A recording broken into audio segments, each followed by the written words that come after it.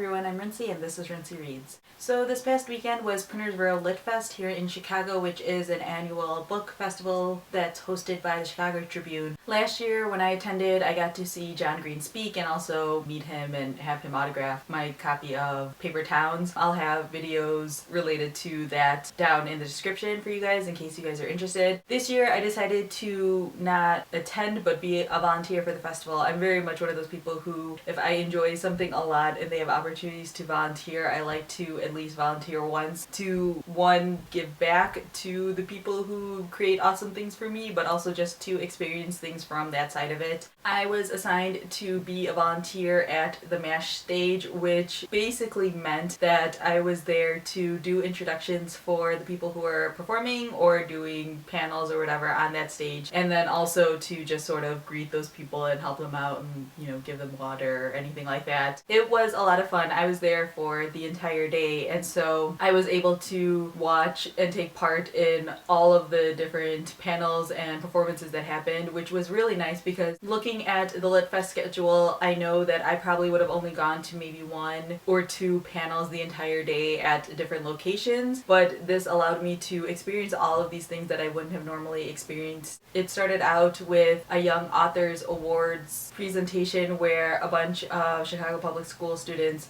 submitted writing samples or stories to this contest, and then they were presenting the winners of the contest with certificates and gifts. It was really cool to see all of these kids who created something, whether it was mandatory or, you know, for extra credit or something. All of these kids created something that was seen as being something special, and then they had 3 kids read their writing, which was really cool, and I'm sure it was something special for those kids to experience, and it was actually really fun to just see their parents and their families all coming out for these kids. They also had something similar with 826 Chicago, which is a nonprofit organization in Chicago that promotes literacy, and I think they also have New York and LA branches. They had some of their high school students do readings from the stage, which again was really cool to just see young people be encouraged to take part in writing. There was a graphics novel panel where 4 local graphic novelists or artists took part in, and it was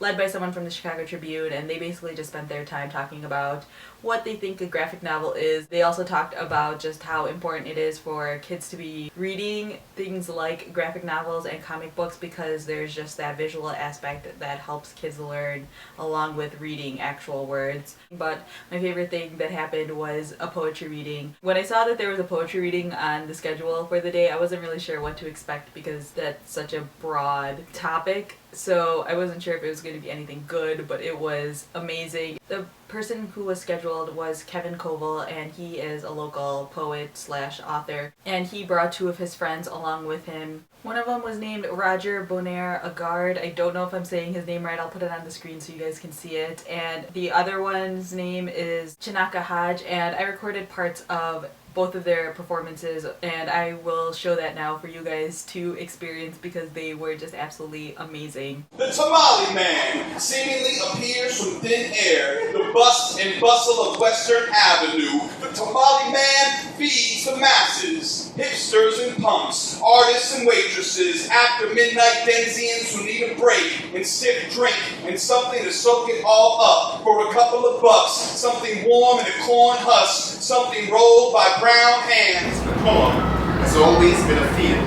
Since frost, always these prosodic, precise lines meant to grow things out of their fallow. Always our uncles, fathers in that field, marshalling one death or another. Take the yoga mat, the white candle you burned at New Year, the first draft in pencil that stayed on your nightstand and made you remember whom you hurt most, so you wept in the mid. Take the brand new bottle of lubricant and new sleek black shoes. I got the sixth sense of premonition and hate. Let you know it's in my posture way over with an Austin target on my way out. Hoping it spray out. Never see me play out a duck faster. No bastard come gunning for me. He test eye, rest eye open, watching the scene, but I won't be caught dead. Rather live it up free, but the weight of this dress has been weighing on me, and it's hard to move softly in an iron fatigue, meaning I run fatigues, meaning I'm creasing the seams, meaning I'm beasting with dreams, meaning I'm most of the things broken when I'm coaxed off my dean, and it's so hard to focus when I hold in my dreams. Poetry is definitely one of those things that I think is better experienced live as opposed to reading it, because you get the emotion and the inflection and the needed expressions from the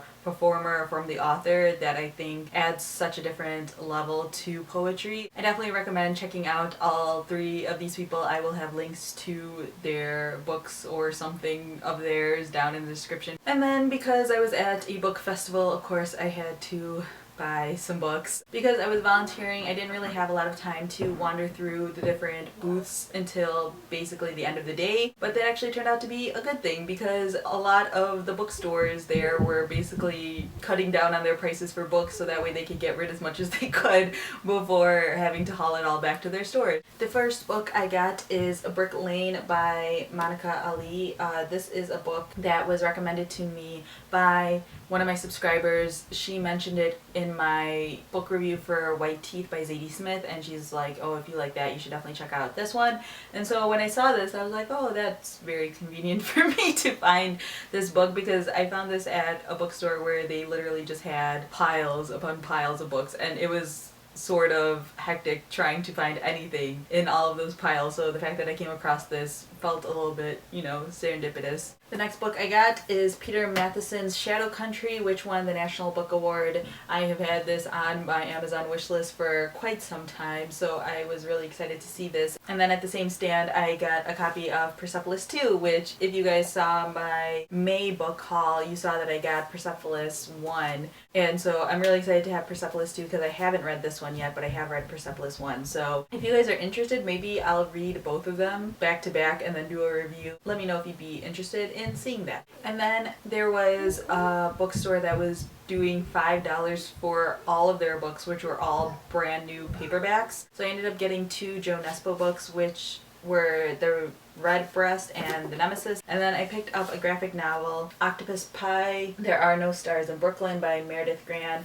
And I hadn't heard of this before, but I saw this and I kind of flipped through it, and I kind of like the art in the book. And then I looked it up on Goodreads, and it has a pretty solid rating. So yeah, those are the books that I got at Printers Row Lit Fest this year. If you live in Chicago, I highly recommend that you guys check this out when it comes around in the summer. It's always in either June or July. They always have really good authors who come through. I know this year they had Judy Blume. Also, if you have read any of the books that I have picked up, feel free to let me know what you thought of them. Or if you want me to read them sooner rather than later and you want reviews on them, feel free to leave comments. So yeah, that's all I have for now, and thanks for watching.